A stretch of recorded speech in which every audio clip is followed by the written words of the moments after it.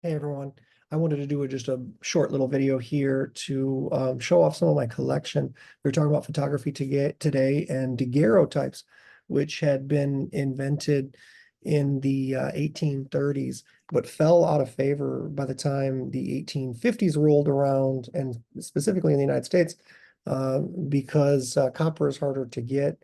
Ambrotypes became much more popular, and I have a collection of some of these ambrotypes and I want to show you these. So we were talking about Daguerre, who was able to capture this elusive image using light. He actually had these living dioramas. So he knew of a camera obscura. So he would be a great person to kind of lead, not to the invention of photography, but the perfection of photography, be able to dedicate an image to, in this case, copper, eventually to paper. Henry Fox Talbot, at the same time, in England developed and devised a way based on earlier traditions. People knew that you were able to, for a brief time, using chemicals, show an image, but they couldn't stop the process. So they develop an image with the chemical process, but it would continue as it hit more light hit it, get blacker and blacker and disappear. So that was used in this tradition of like Victorian silhouettes. Someone would pose in front of sensitive, light sensitive piece of paper that as they stood there, the light would hit everything except for where their face was in profile, and then that would get darkened um, as a reverse. It's sort of like a negative process. And that's what Henry Fox Talbot developed as well, as a negative process. So he took a photograph that was a negative, and then you had to take that negative and turn it into a paper print. And he used a toothy paper that had a texture to it, so it was slightly fuzzier than what Daguerre basically developed. And this is not a daguerreotype. This is a tintype, but essentially similar, because daguerreotypes are so rare to find today. They were common in the 1840s. So it was developed in 1839. Just a few years later, even New York City had like 20 different daguerreotype studios where photographers would set up and do portraits of people in the mid 1840s. But by the time the 1850s came around, an ambrotype was developed. So this is a tintype. This is, instead of a piece of copper, it's a thin piece of tin that's cheaper, that could be coated. You can kind of see the back of this, really, really thin. And the whole thing is coated. You can see kind of the edge of this where that coating is kind of has a drip. This is a tintype. So instead of using copper like Daguerre used, they were able to figure out a way to do this on cheaper tin in the 1860s. It was really common. And at first, at Daguerre, when he developed his technique, it took minutes. It took like 15 minutes. Niepce had taken a photograph that took hours. And there's people like moving on the street and they just become this like little blur because they weren't standing still long enough. But Daguerre had developed a way and to kind of stop that process quicker so that the light in the camera, which is just a shortened camera means room, and camera obscura just meant a darkened room. So it makes sense that he was doing these dioramas where people would stand inside of the camera obscura and it would be like a play, and they would see whatever's on the other side, like going to the theater, acting out, and they would see it reproduced, and they used a mirror so it would flip it so it was the correct orientation and not upside down anymore. And they were in this like living theater essentially with these dioramas. So it would make sense that he was familiar with the camera obscura, and then he developed a technique using chemicals based on earlier ideas of Niepce, who had been the first to record an image, develop it. But then, the process kind of degraded and he couldn't keep a way to stabilize it. Daguerre came up with this technique and patented it, made it free to the world, except for the British. And he just, as long as the government, as long as he was alive, just would pay him, like a small annuity. And he didn't have to like get rights to it or he wanted to make it free and available for everyone. But you had to use materials that were expensive, like the chemicals, the copper. It took like you had to create this, instead of a camera obscura, now you're doing it in a box, in a large format box. And the light sensitive material would be on this piece of copper. This is an example of an ambrotype, which the ambrotype replaces the daguerreotype. The thing about the daguerreotype is when you hold it like straight on, it reverses the expected tones because it is sort of a negative process. But if you hold it just right and the light hits it, it changes the highlights into looking like they're darker than the rest of it because of just the reflection on the piece of metal. But with an ambrotype, it's a positive process, and what you see is what you get.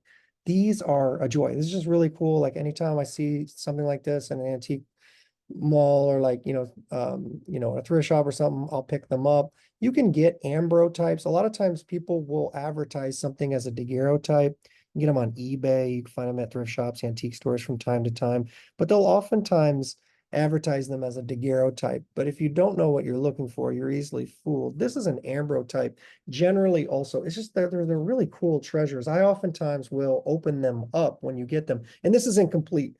This is actually, I believe I bought this with this piece. They would come in these really nice leather bound little albums, like that you could like lock up and close. But I know that this one doesn't go with this one because if you look at the nice embossment that is on this leather work, it's different on this side. It has a different design. This isn't as good a shape. So someone sold this to me like this, but it's not an actual complete one. It's rare to find these complete. I'm going to show you this one in a minute. That's pretty special. This one is complete that I have. But oftentimes when I get these, I will carefully take them apart to see for sure. I can look at this and know it's an ambrotype. The ambrotype is on clear glass, so it's glass in front of glass, and the chemicals, it's the collodion process, the wet plate process, which was quicker, easier to do. You still needed to kind of like take a tent out into the place because you had to take it immediately from the camera and develop it right there on the spot wherever you took this photograph, if it was out in the world, like that Timothy O'Sullivan photograph. But if it was in your studio, obviously it was a little bit easier to do because you could just go from one part of your studio to another part, have a dark room set up. But this camera is now like a medium format size camera instead of like this large format camera. And sometimes I take these apart because I like to see, if you carefully take this apart, if there is a maker's mark. And in this case, there's not. It just says 200 on the back. So it might have been a listing of how much it costs. Probably $2, which would be a lot of money in the 1860s. My guess is from the 1860s, and this is probably during the Civil War. And this was, maybe a soldier. I like how this has some, if you look close, you can see some hand painted detail in his jewelry.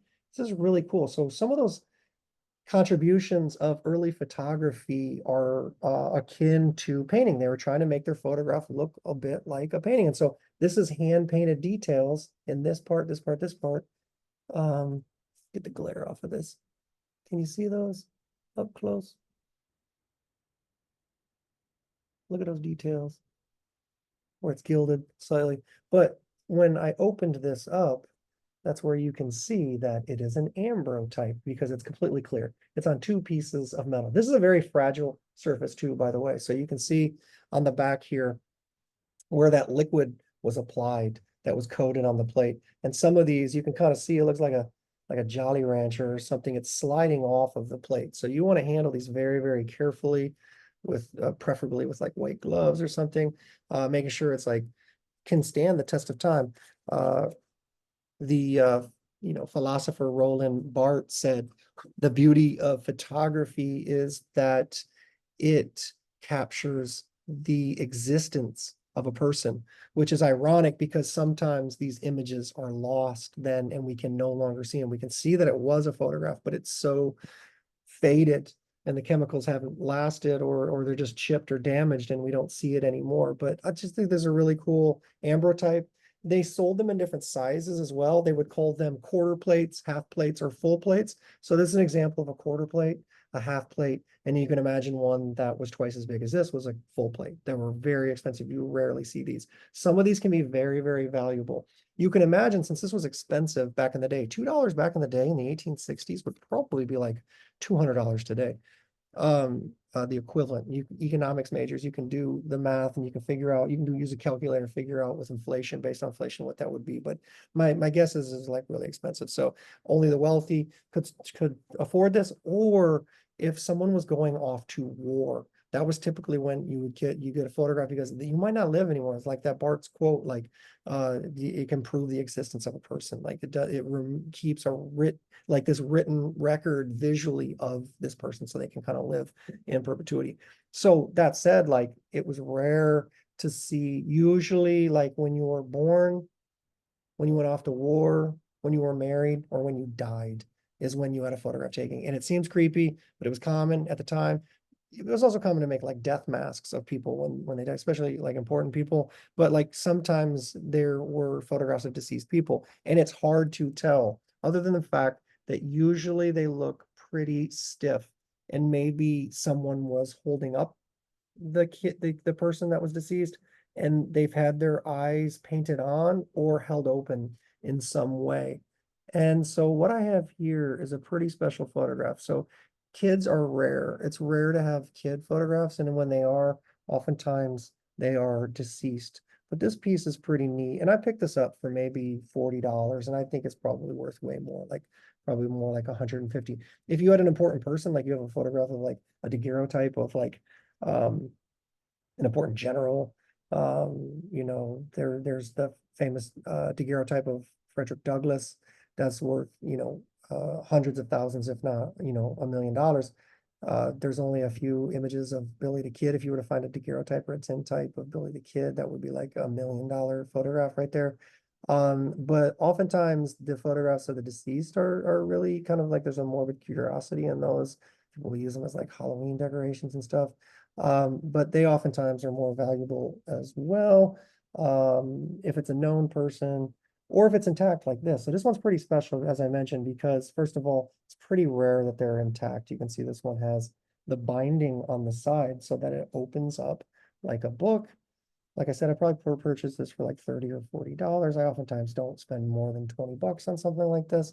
And yet it's probably, they didn't know what they had. It's probably worth more, like, 150, possibly more. If you can find out who the person is, and this is what's pretty neat about this, and I wanted to share this with y'all. This is pretty neat. Like I said, what I do oftentimes is I'll take these apart so you can very, very carefully, and I'll use something, soft to open it up. And I've got this paper clip. I use the dull edge of this here. It's better if you're wearing gloves, but I'm gonna make sure I'm not gonna touch any of it. But what I found when I moved this piece of velvet, and this is deluxe, like some people sold these without the little gold leaf frame on them. This was attached to it, and some sold them without this piece of velvet, and some of them had really simple leather cases or no case at all, just a piece of cardboard. And this is a really fancy embossed leather album that's included in. You can see this is a very special keepsake. It even has that lock that I was telling you about that you can use to fasten it, which is still intact. It goes through that little small hole there, boom, and you can undo it. Easier said than done. You can undo it like that. So goes in, undo it like that. Isn't that pretty cool? It's neat. But when I took this apart to look at it, something pretty special inside. A lot of times I'm looking for a maker's mark, who the photographer was. They would put their calling card on the inside. So when I open this up here, I just used that piece and now it's shut again. Underneath this piece of velvet was pretty cool discovery, was a little teeny tiny slip of paper. We're talking something that's 150 years old. And there's this, if you open it up, there's this little slip of paper inside, and it has the name of the person who this is, written on this really delicate paper. And it says Mary Helen Dodds. That's pretty cool. That's a connection to this person and their family.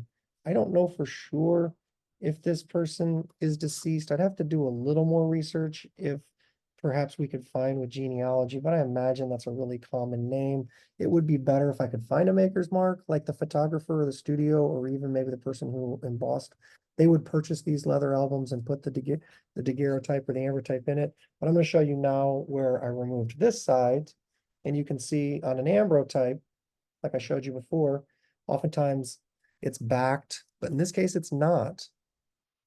So you can see right through it. You see how you can see through it? Kind of. You see my finger like right here? You can see through that. And so on the back of it, can I get an example of how you can kind of see through it because you can see the photograph. If this was a daguerreotype, you would not be able to see through it because it would be a piece of copper that's highly polished, looks like a mirror when they're done with it, then exposed to light. And then the developing process, they would add a developer to it, pour that liquid onto it to develop it in a dark room, then place it into a stop bath. So another chemical that would fix it so that it wouldn't continue to change. But inside of this, where this is the black background where you normally see it, there is a maker's mark on it and a handwritten note. And it doesn't stop there. They saved the original receipt. So this is so cool. So now I know who took this photograph and I know who the family is that owned this daguerreotype. And that other slip of paper told me that this is Mary Helen Dodds. Isn't that so cool? And this is the original receipt. And it says that they purchased this 1 8x10 for $4 in May of 20. And Kendall Savannah was the photographer. That's so cool. It's so neat. I have yet to do more research on this, but the family is the Perkins family. And here is that. Oh, it's G.H. Kendall of Savannah, Tennessee is the maker. Look at this. This is the original receipt. How freaking cool is that?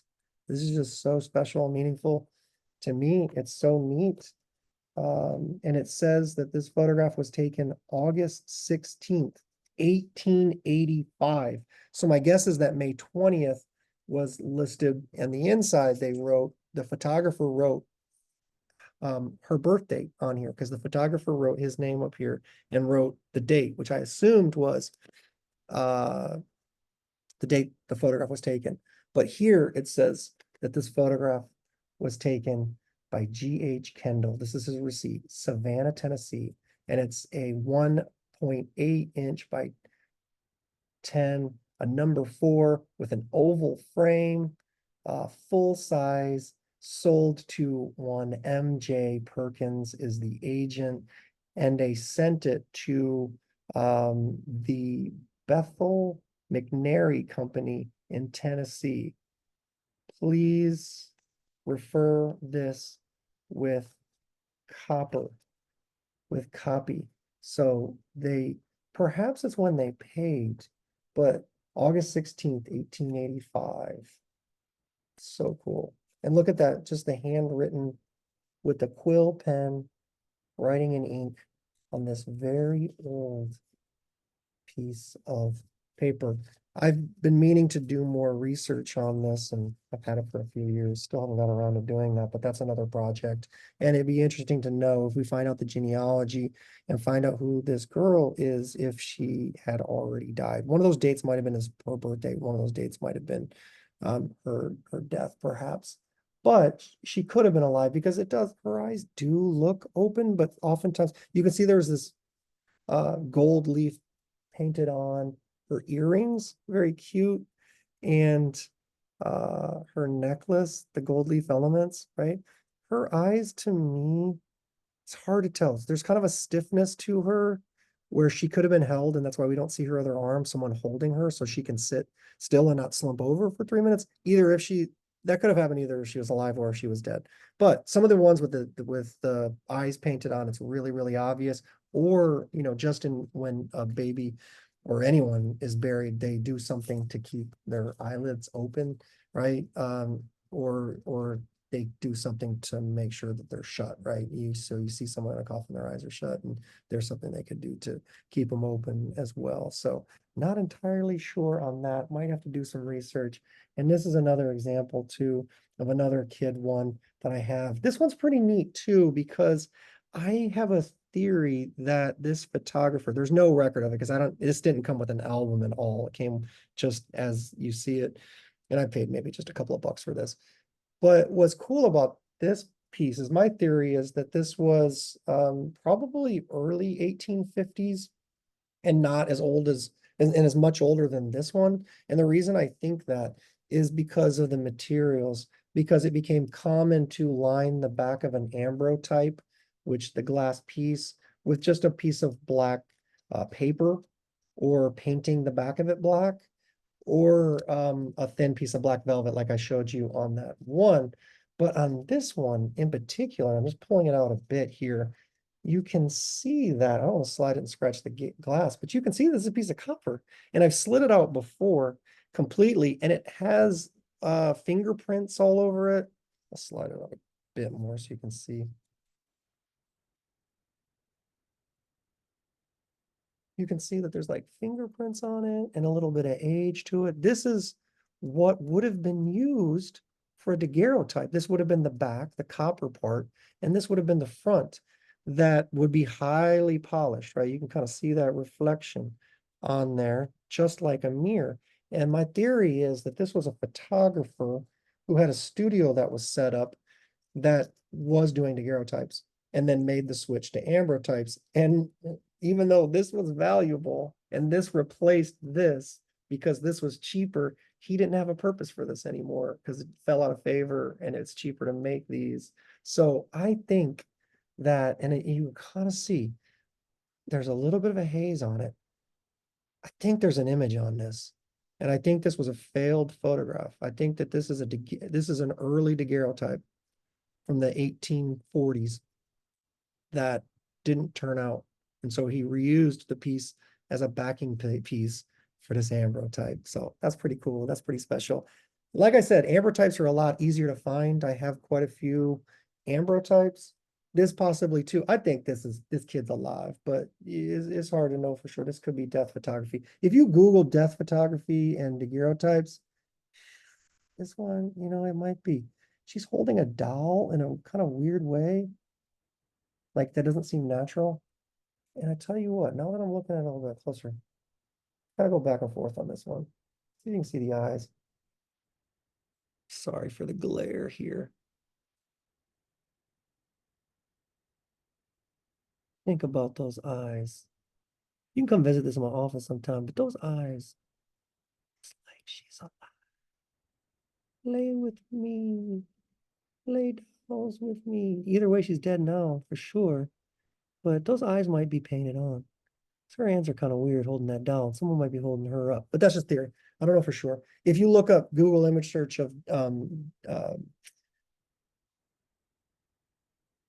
deceased photographs, daguerreotypes, mortuary photography, you'll see some examples. This is the best piece though that I own. This is actually a daguerreotype, and you can tell because when you hold it at like straight on, the image like disappears, right? Okay, you see it?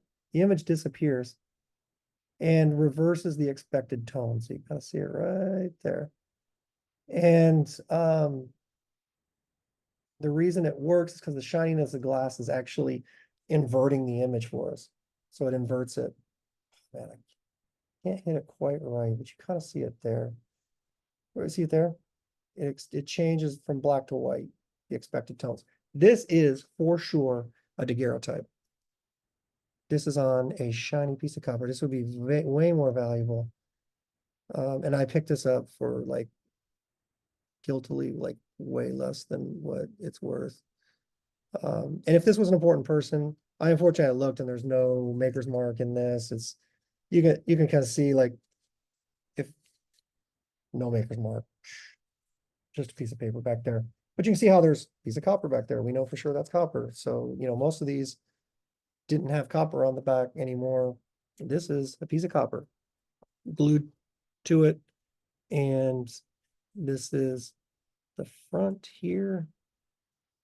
It's weird because I can do it totally, but I can't get the camera to repeat this.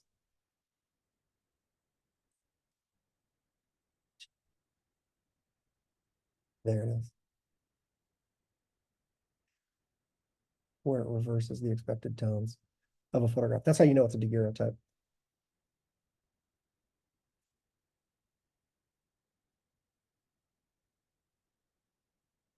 Boom, right there. It's almost like you're looking at nothing, but it goes like black on white instead of white on black when you shift it. So those are daguerreotypes and ambrotypes. Showed you a tin type as well. Paper made this much more affordable, but this is pretty cool to see still a tin type. It's crazy to think like this one's probably more like turn of the century, 1905, 19 teens. Paper replaces that, becomes much more popular in the teens, 20s. Then Brownie, Kodak introduces a camera, a portable camera that you could travel with. They would give you the film for free. You just had to pay to develop it. And then they would send you another free roll of film. A really, really cool business model that got people hooked. And I have a collection of cameras too. I don't have my Brownie here, I don't think, but I've got this as an example of like an early camera that this was more like 1940s. You can tell it's like mid-century, and one of my favorite colors, mint green. But the camera itself, you'd only have one image in here at a time. Boom, right here at the back. This is a film, so you'd have film negative back here. But for the ones for Brownie, same idea, like this Brownie Kodak camera that looks kind of cute too, like leather, really cheap. Oh, I do have one. I have one over here. I'm gonna grab it. Thought it was at home.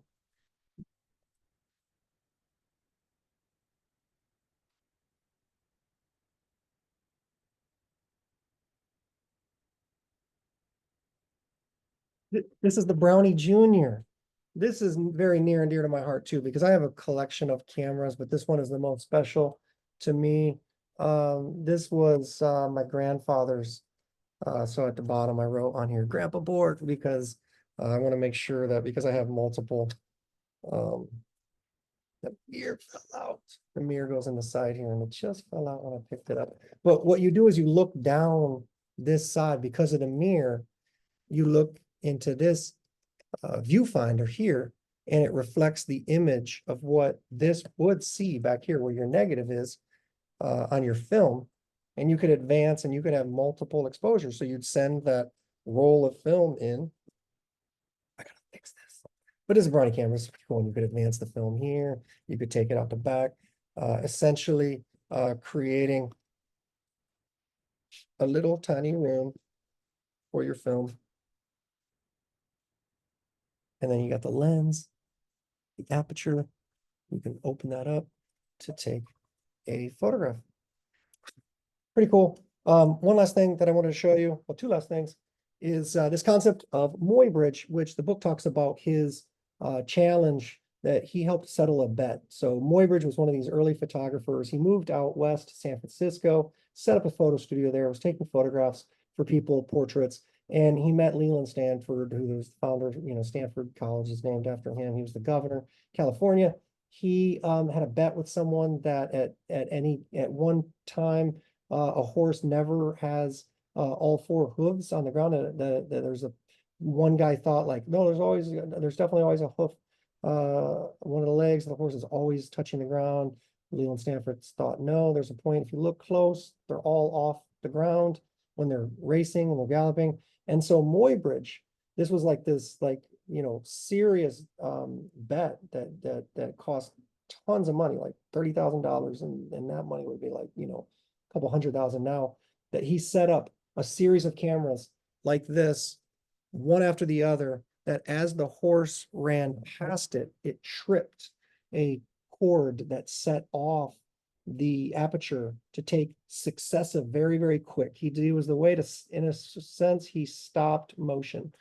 In a way, he was able to stop this movement and make it static. But what people realize, and yes, it's true, all four hooves are off the ground. So he was able to settle that bet. And Degas, which we'll see in the next chapter, is the first to use that knowledge in painting. So it's really cool to see that advancement. But what people realized was he created a machine, like a zoetrope, to make this move again. So if you show these one after the other very quickly and have light going through it, you can almost see it here, like they look as if they're moving.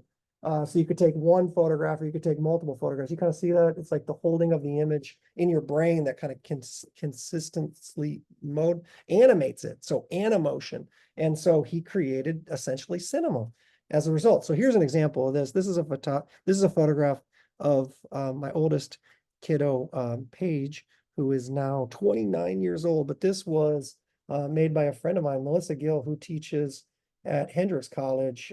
Just ironically, we just both happen, she's from Arizona, I'm from Michigan. We went to grad school together at Indiana University.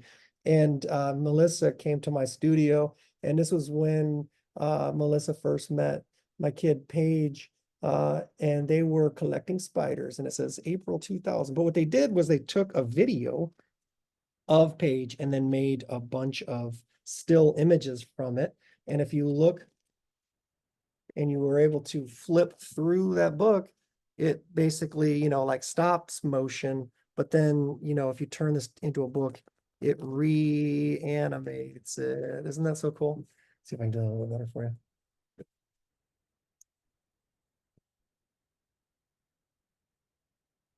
So cool. Ooh, hey. Pretty special memory for me, pretty cool piece. This is an art piece, but the same kind of idea. Stopping motion and then reanimating it. Animation, animotion. Peace. See y'all.